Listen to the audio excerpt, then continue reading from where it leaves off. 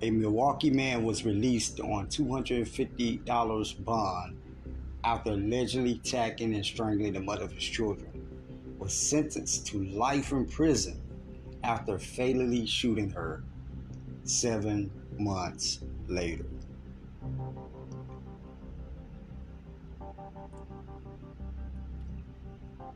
Dequan McMillan, 28, was found guilty last month of first-degree intentional homicide of 23-year-old Brittany Meyer. He was sentenced last week to life in prison.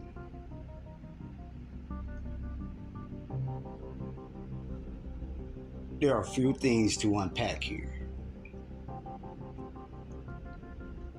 but one of the major positions is you guys have to start advocating in your community for stricter domestic violence laws. You have to start advocating in your communities for stricter domestic violence laws. And that's the uncut truth. Let me unpack a few things here. Let's talk about it.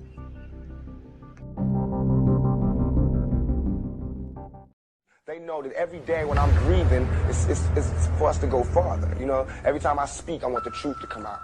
You know what I'm saying? Every time I speak, I want to shiver. You know, I don't want them to be like, they know what I'm going to say because it's polite. They know what I'm going to say. And even if I get in trouble, you know what I'm saying? Ain't that what we're supposed to do?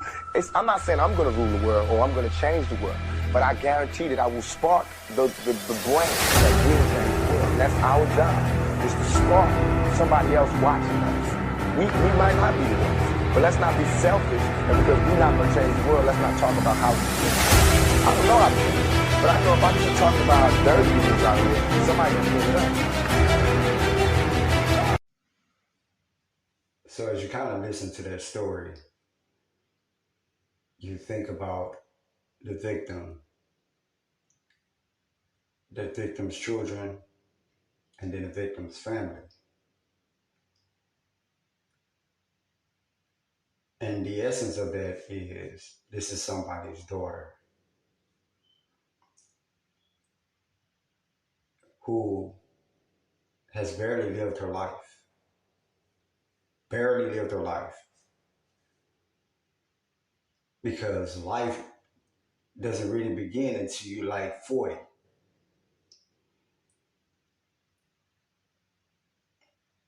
Being that by the time you are 40, you have had so many different experiences throughout your life.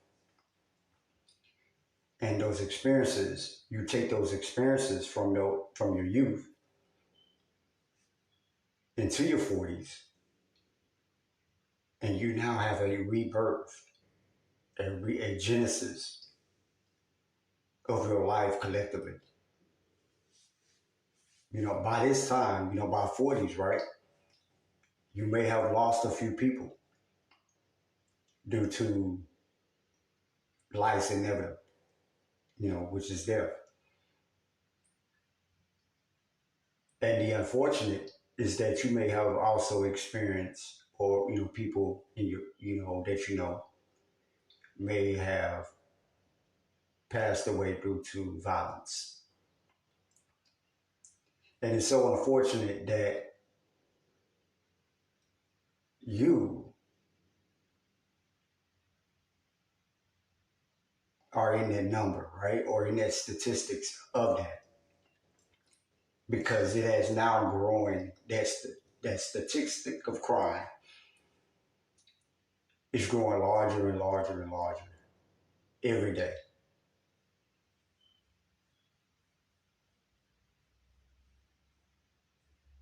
Domestic violence is exactly what it is. Domestic violence. But what I find troubling about domestic violence, what I see it as being so severe in my eyes, than so many other crimes that we have, is that with domestic violence, it is what is named after, and that is somebody close to you, whether that's a neighbor, a friend, family member, lover, there's some kind of dispute or discord that is going on between the parties. I always found it weird to me. And this is just one of my alien wild mentality. I always found it weird that you can be family with somebody and meet them with violence. I always found that weird mentally.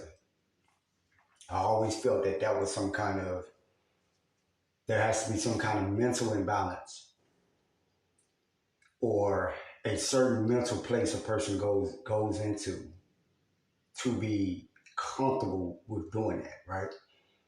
Now, I'm not going to get into the psychology aspect of that because, of course, there's several different truths to that, to my statement. There's a lot of truth to that when you dig in it from a mental standpoint. You know, you know, but because of this, is one of the main reasons why the laws are are not as strict as they are. Reason one, is something what we all know, is that because it's domestic, because it's 9 times out of 10 someone you know personally, usually the quarrel is either forgiven or passed over. After a few weeks or months have passed, the same two people may not have the same ill will towards each other. And also because it has been considered a natural human relationship. You know, we've typecast domestic violence as being a part of a natural human relationship. Is another reason why the domestic violence laws are so weenish. A third reason is that because the lawmakers themselves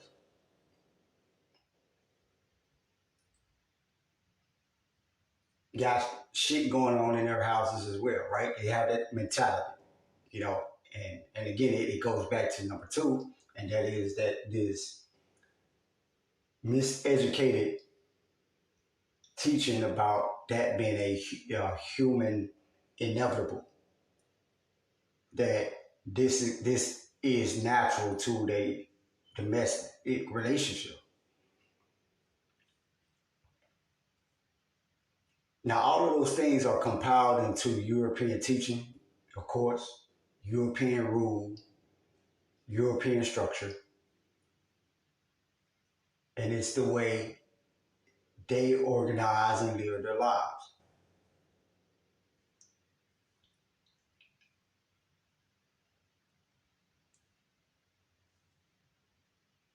Centuries and centuries and centuries on hand, men have, especially European men, have always put their hands on women. We've seen it in movies, we've seen it in literature, they see it in their homes. Always. Always been something that's always shown and taught. Now, remind you, the oxymoronic to it is that if you were to take these same men who believe in that, they will say that men are alpha over women. You're the alpha over women, meaning that you think you're stronger than a woman, you think you're more superior.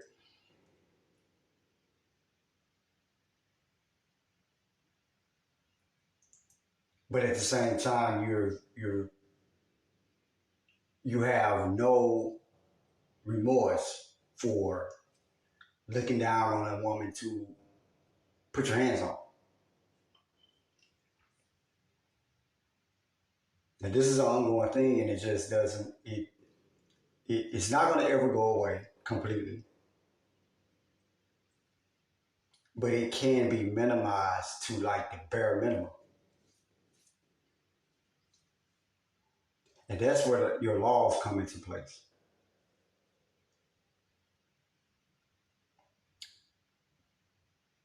With your laws, every city, town has their own set of rules and their laws when it comes to domestic violence. Nationally, it should not be tolerated. Period. You know, of course, there is understanding of that because of going back to number one, that a lot of times the cause may not be that serious. You know,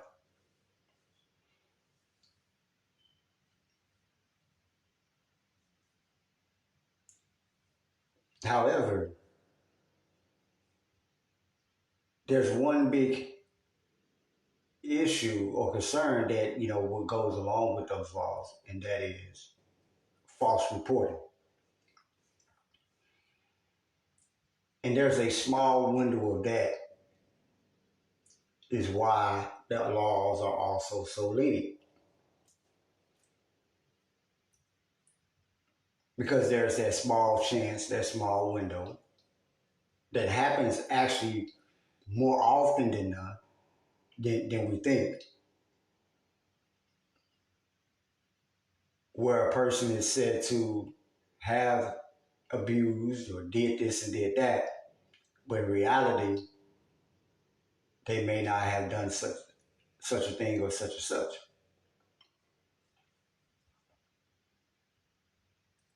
But that's where transparency comes in. That's where transparency and obvious condemnation comes in my opinion. You know, and that would be if you are arrested, if there is a 911 call, the law enforcement have to come to your property because there is a domestic violence call, and the details of that domestic violence states that you've beat this man or woman to a pulp. There's physical evidence of that. You and the things that may be involved, right? Knives, guns, just the extent and the details of it. So this is where the officers who respond are supposed to do their due diligence and investigate on the spot, no matter how long it takes. In my opinion, these are the type of things that need to change. Right now, there are a lot of people who will disagree with that because they feel that law enforcement should only have one particular job. Okay, and if that's the case, and then you also have this mentality of defund the police.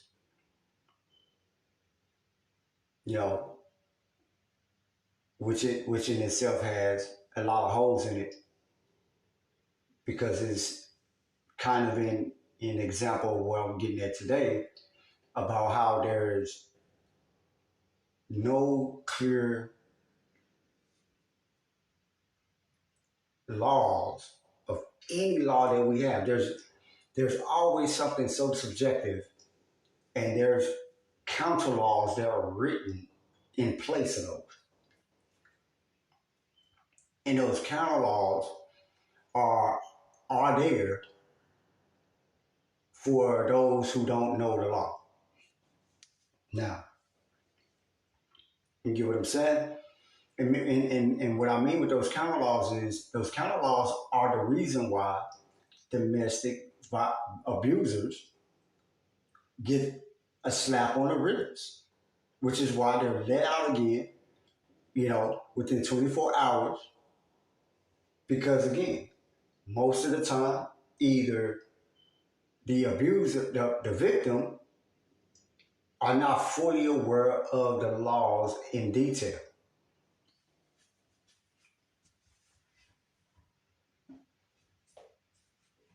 Now, this can get a lot of very, very personal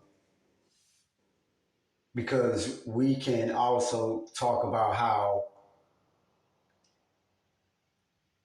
we can be, as individuals, we can be more conscious of who we're around, who we share our energy with, who we decide to be around, and that's a fact.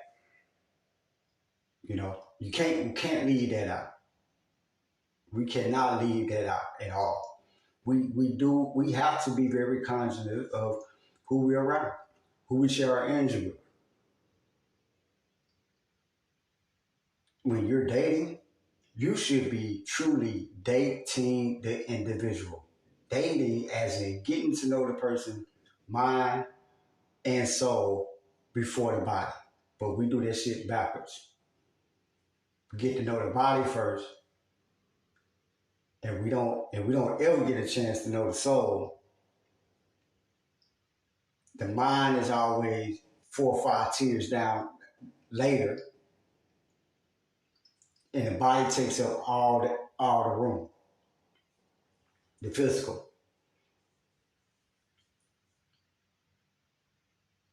So there's a lot of self accountability that's associated with domestic violence as well. That's an uncut truth. No one, it's something people don't like talking about because we hate accountability. We hate being responsible. Somebody else has to always be the issue. But first and foremost, start checking who we're around. I get it. People can change. You can truly have a Dr. Jekyll and Mr. Hyde. That shit is real. It can happen. But more and more so, it happens far less when you tally up a lot of the domestic issues. Those flip the switches kind of situations, what people would say, actually happen far less in its reality than it does. People are who they are, and they cannot hide that. But they can mask it with their environments. They can mask it with the things they're around, the people they're around. They can mask it with certain levels of their personality, other levels of their personality. But I promise you, and this goes for especially women, but men as well. But I promise you, if you truly study a person's movement, their behavior, their actions, you talk to them about their life, what they've been through in the past, if you pay attention to their decision making, you pay attention to how their mood changes, their temperament, with things, it tell you everything you need to know about a person. Even the potential of how they can react on certain levels. Case in point, I know some people who are in relationships right now who have gotten into it over petty shit. Get out, right? If you're in a relationship and you notice some petty behavior with somebody, you have a conscious decision to stay there or get the fuck out. Because most of the time than none, The petty shit is always the first red flag. Now it's not always the case, but it's the type of behavior, right? Like again, that doesn't mean to take something so surface level and not talk it through. That means take account into it examples of what's going on, right? Like I know a homeboy who he said something to his old lady. She took it the wrong way. She resorted to sleeping on the couch in their home. They together now. And then he does, and then to get back at her because, he mad at her too for being mad at him. He locked her out the house one day, not in the sense of where she couldn't get back in, right? But he did a lot of things out of the norm that he would normally do. My advice is, yo, if a person, my advice to him is, right? Yo, if a person, if a person can make you act that way, act out, what you say out of character, get out. Get out. Stop dealing with it. And my message to her would be, yo, you need to pay attention to those behaviors because it only gets worse because worse shit is to come. Worse things are to happen. There are things that are going to happen in your relationship together, your journey, your life together. Because we're walking on hell. We're walking in hell, right? Earth is hell. There's shit that's going to happen that's going to make your mood flip at some point. There are going to be times where where the discussion isn't just a basic discussion and it's very severe. Are you willing? And we're so good in the punishment, right? We're willing to keep people around because of the physical. All the while setting ourselves up for the fuckery, setting ourselves up for potential domestic violence, domestic situations, setting ourselves up for these things.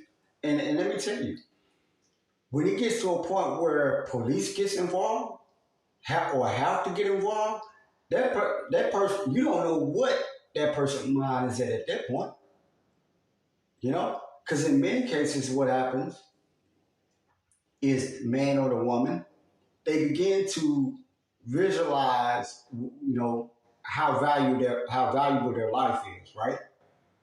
Or how unvaluable their life is, right? And no matter what level, can still be extreme in either way. You could be someone who you feel like your life is on an upward track, and somebody comes in and bring you down, and that can make you flip. Or vice versa. You can be someone that you feel you ain't got shit to lose. And that's dangerous, And so you have to evaluate that. Like I analyze past relationships that I've been in, and I think about how many times that something happened and how my mind took that situation way worse than what it was. And so it has led me, it's the way, and it's why I handle things the way I handle them now, very calm and collective, because I understand. If it's, we are the construct of our happiness individually. You are the construct of your happiness. Now, getting back to the point at hand, the topic at hand, when you get into these, when the domestic violence occurs, when it happens, it becomes almost unpredictable. It really does. It becomes unpredictable. You don't know what's going to happen next after next after next after next. You don't. You can't trust what's going to happen next after next after next. And so it can get very scary after that point. We are now living in a society that is so shameless that I don't think a lot of men or women care about going to jail anymore. It's been institutionalized through media, or not institutionalized, fantasized through media for so damn long. Plus, the more people have knowledge of what happens, right? They no longer fear the process.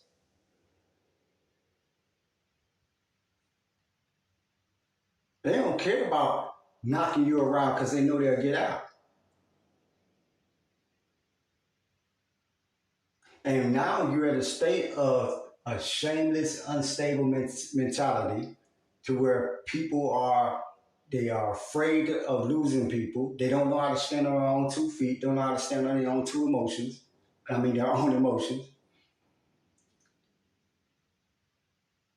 And so what you're seeing now is these men are committing these murders against their families and their girlfriends because they don't want to see them with nobody else.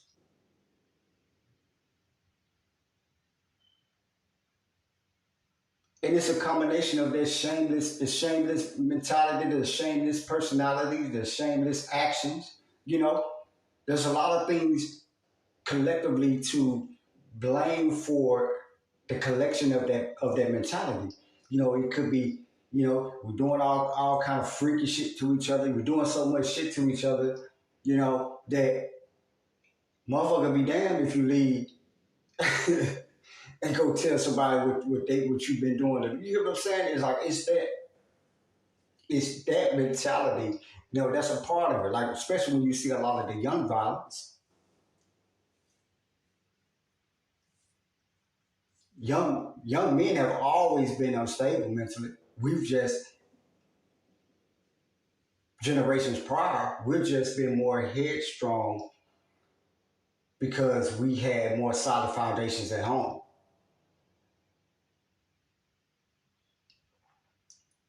See, there was that period where young women have always had children early,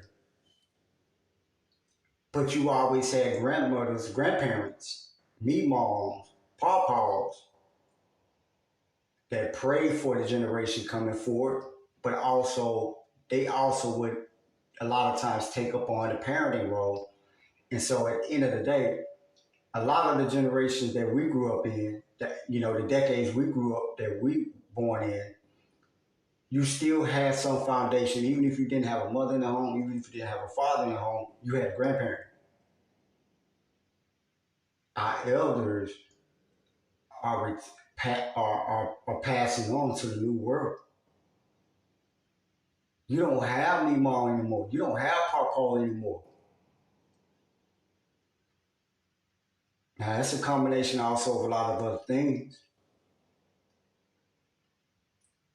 which includes violence in our communities. We're killing the elderly now. We're doing all kinds of shit. And also, the shameless mentality, you have some old folks acting like they still 30, acting like they still 40. You got people that 70s now. I granted, if you 70 and you working out and you looking good, that's what it's supposed to be, right? Healthy as well. But you're at a point, you're now having some of these people that are in their 60s. They don't have kids because they didn't have them growing up, and so they still walking around with this shameless mentality themselves. And a lot of them, they got grandkids, but because of the shameless society, you got women in their 60s and their 70s, ass naked, you know, and I discussed that right within this topic just to kind of piggyback on the realities of how shameless our society is. But but going back to the original topic once again, and I'm gonna end it on this. When you get to this point of domestic violence, so many people, they're not afraid of going to jail. They're not afraid of the system because the system lets them back out. All the while for these men to, once they come home, or once they out on bond, they go and take away the life of the person, of the woman, of the children. And it's happening at an alarming rate. It's happening every 30 minutes. It's happening so frequently that it's scary. But it can be stopped.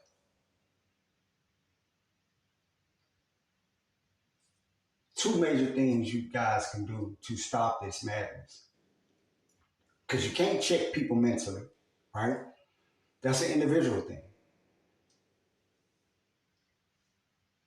But what you can do, first and foremost, be mindful who you share your energy with. If you're single right now, before you get in a relationship, you need to know a lot about a person, even if it takes you 2 or 3 years. Fuck all that mentality about what man's supposed to know. He want within 6 months if you want to marry a woman. Forget that nonsense. You need to know what these people's heads are like, and that don't happen overnight. That don't happen in 6 months. See, it's that talk right there that's putting a lot of women into these fucked up situations with these men, these unstable men. And we need to kill that shit. So that's an example of one way you can put a lot of that shit at rest. Let these unstable ass men be by themselves. When they do some crazy ass shit, and y'all getting to know each other, that's a wrap. Simple as that. They go to acting possessive and y'all just went out on a date or 2 dates. That's a wrap. You feel me? You gotta start, taking accountability for that process in the beginning.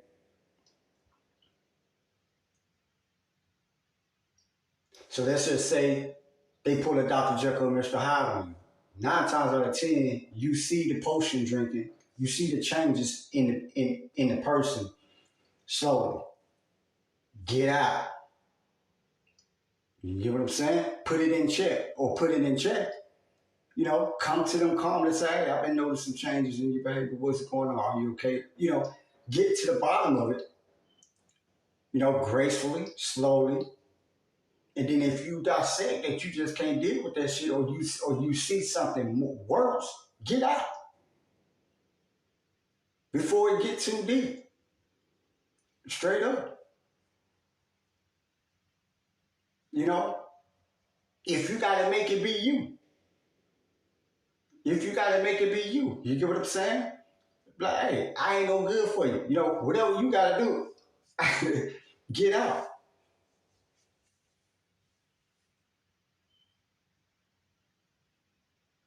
I'm serious. Even if you have to flip the switch and make them think you crazy. Get out. Get out. Get away.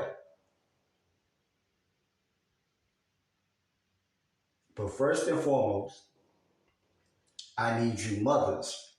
If you have daughters, if you have sons,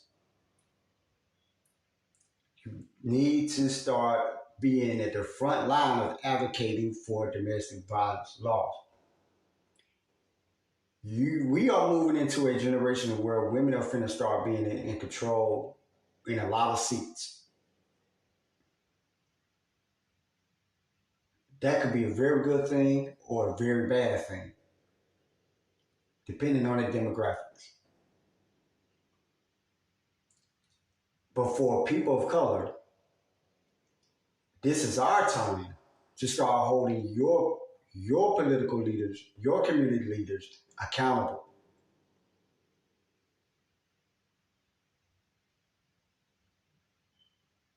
There are some local organizations, or you can create your own organization. That's the beauty of our society today. You can create your own platform, your own organization, and campaign for things. Get signatures and campaign for it. You know, you can create a nonprofit and say your mothers against domestic violence or men against domestic violence, and that gave me a great idea. And you can advocate for law changes. You can hire somebody to just sit all day and just look at laws and see and just read about the laws, right? If you don't have time to do it, you can get you can get somebody else or yourself. You can sit down one day, just go through the domestic violence laws, the prosecution actions, and et cetera, in your city, your town, and your state. And then you can look for ways of how you can advocate for that law to be changed. Because if somebody knocks somebody across their head, police come and have to arrest them because they clearly see physical violence, there should not be any bond set for that person until they see it. I ain't gonna say until they see a judge. There should not be a bond set for them, period. And when they see a judge, you get what I'm saying? When the police is all there, they even if people that disagree about what the police should and should do, right? But in my opinion, when an officer is there, or there could also be whenever there's any domestic call, there could be another officers, what you call a resource detective or a resource officer that goes to the call as well. That is the one that does the most documentation while there's an arresting officer, right?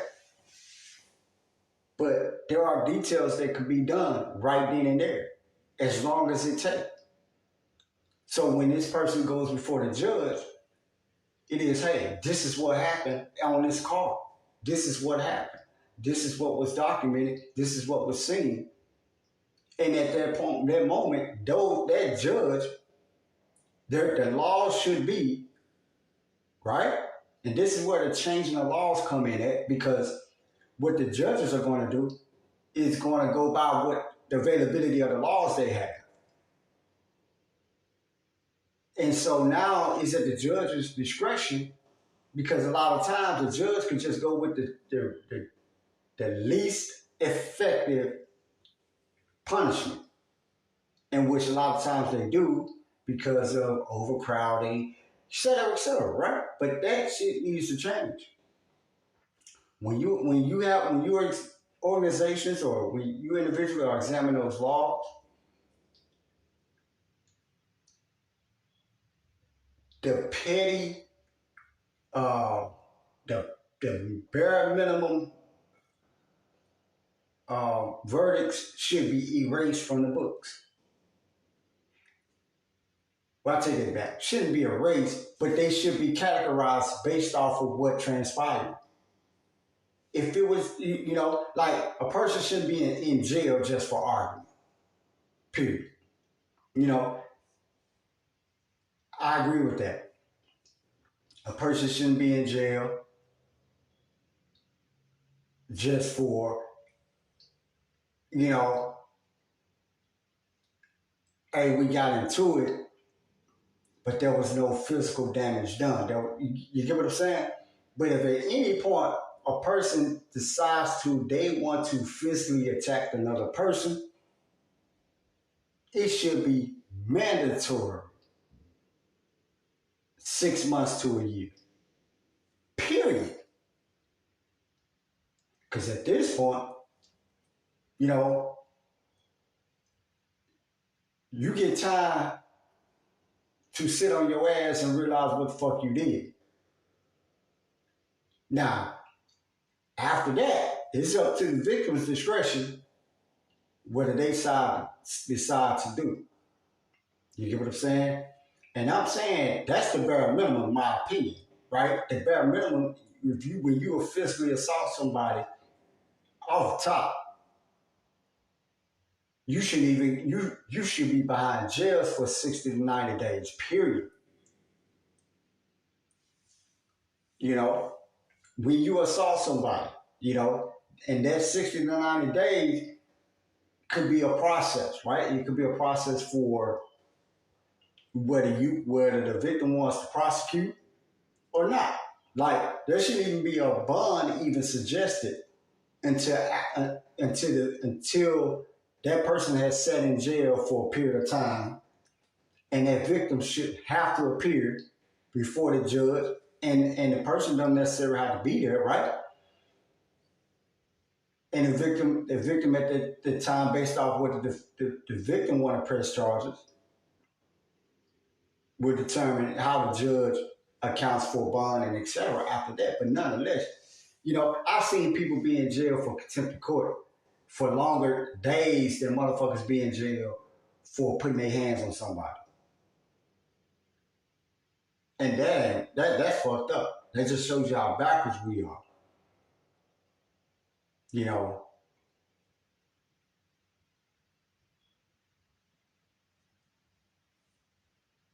But ultimately, it's about advocating for your right to live in a peaceful environment, a peaceful life, to have a life, no matter, even if you go through something domestically, you should have the right to be able to still live out of fear of the fact that this person is not going to get the punishment they deserve based on what they've done.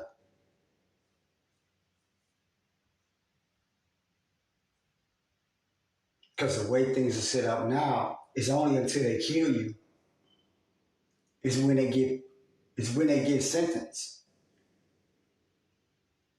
And even then, they may not even get five years. So let that sink in. Ladies, gentlemen, let that sink in. And so you take an account of a criminal mindset.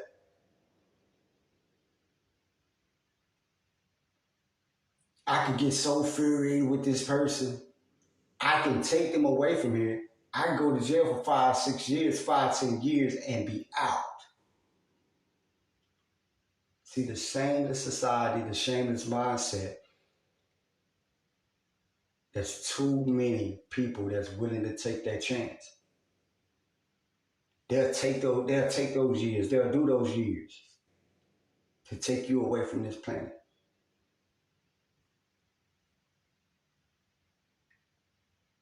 And it's already been 40 minutes, so I'm going to let y'all go. But I just wanted to drop that gem. Domestic violence is at an all-time high. And it's rising. It's not going to slow down anytime soon because people are mentally unstable. If you guys gotta start advocating for yourself, advocating for your freedom and your peace and your sanity. Get these motherfuckers off the street. But it starts with your community leaders. Make them make the changes in the domestic system. Make them make the changes. One of the main questions when a lot of these new mayors, governors are being put into office some of the questions they need to be asked is about the current domestic violence laws that they have in their state, in their cities.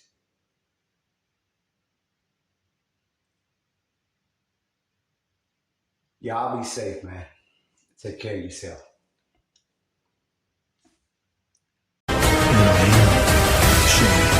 love, and cold many hands over many lifetimes.